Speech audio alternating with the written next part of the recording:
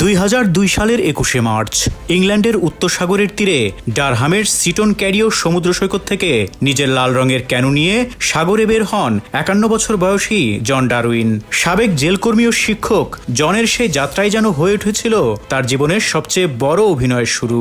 রাত পেরিয়ে গেলেও জন আর বাড়ি ফেরেননি। পরদিন সমুদ্রে ভেসে ওঠে তার লাল ক্যানুর ভাঙা অংশ।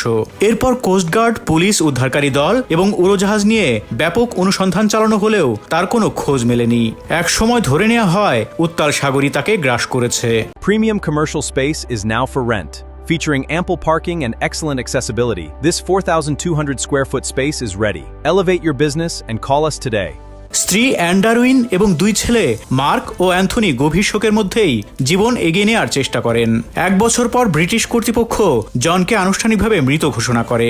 সেই ঘোষণার পর অ্যান স্বামীর জীবন বীমার প্রায় 2.5 লাখ পাউন্ড এবং পেনশনের অর্থ গ্রহণ করেন। কিন্তু বাস্তবে জনের মৃত্যু হয়নি। পুরো ঘটনাই ছিল বহুদিন ধরে সাজানো একটি পরিকল্পনা।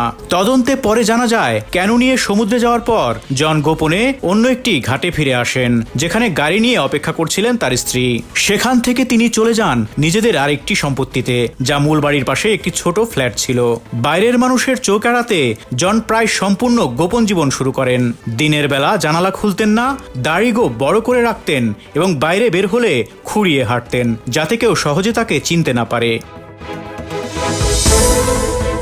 এই পরিকল্পনার সবচেয়ে বিস্ময়কর অংশ ছিল তাদের বাড়ির ভেতরের গোপন পথ। অ্যানের শোবার ঘরের আলমারির পেছনে তৈরি করা হয়েছিল একটি লুকানো দরজা বা সুড়ঙ্গ, যার মাধ্যমে জন রাতে চুপিসারে স্ত্রীর সঙ্গে দেখা করতেন।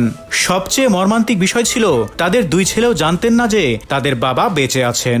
তারা সত্যি বিশ্বাস করেছিলেন বাবা সমুদ্রে মারা গেছেন। কয়েক বছর এভাবেই আত্মগোপনে থাকার পর জন ভুয়া পরিচয়ে নতুন জীবন শুরু করার চেষ্টা করেন।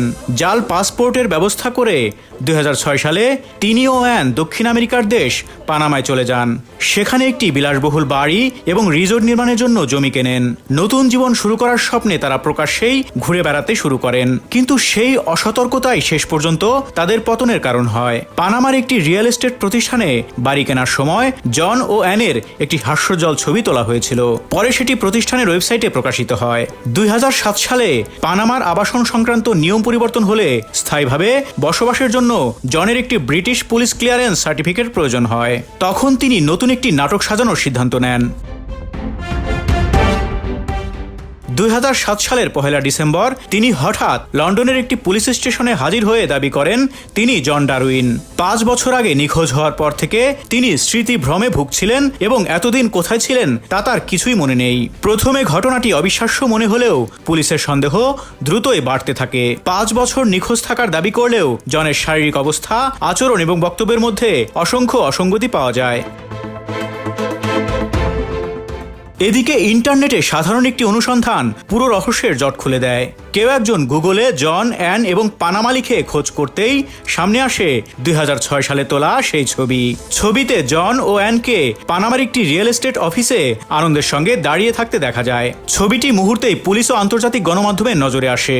এরপর অ্যানকে দেশে ফেরার সময় বিমানবন্দর থেকে গ্রেপ্তার করা হয়। জিজ্ঞাসাবাদে জনের স্মৃতিভ্রমের গল্পও ভেঙে পড়ে।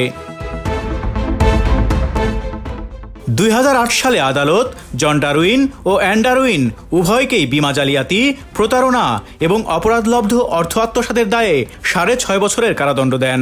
একই সঙ্গে বিমার অর্থ এবং তাদের অপরাধের মাধ্যমে অর্জিত সম্পত্তিও বাজেয়াপ্ত করা হয়। জীবন অবাক না করলে কে করবে? 28% মিল্ক ফ্যাটের অবাক করার সাথে ফ্রেশ মিল্ক পাউডার। জীবন অবাক করুক প্রতিদিন।